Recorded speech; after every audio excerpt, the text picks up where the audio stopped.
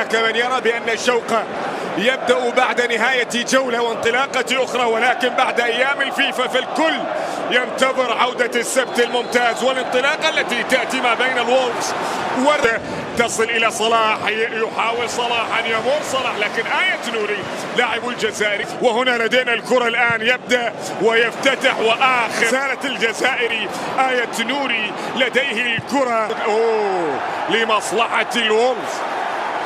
لاعبين يوم السبت لمباراة 12:30 اللقاء رقم 200 بالنسبة له. الكرة في الجهة اليسرى. المباراة جاية ما بين ليفربول وما بين خوسيسا. لا شيء. هذا صلاح حاول صلاح.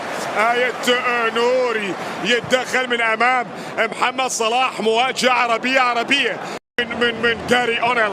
هنا كرة لدينا آية نوري. لدينا ماكوليستر في الجهة المجهود، وآية نوري في إبعاد الكرة إلى خارج أرضية الملعب. لدينا الخطر يأتي الآن والكرة العرضية، وآية نوري واضحة مقروءة. يا جاهل حول الكرة في الجهة اليسرى. آية نوري ينطلقون لكن ما مرت. ماتيب موجود، تعود مرة أخرى الكرة الثانية وخسر صلاح. يا صلاح الكرة الله. خوسيسا على مرتين دفاع بيداء.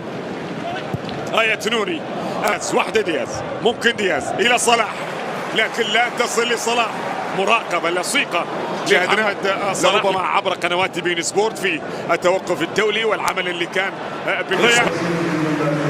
ريان سيترك أرضية الميدان تحت هذا التصفيق في المولينو.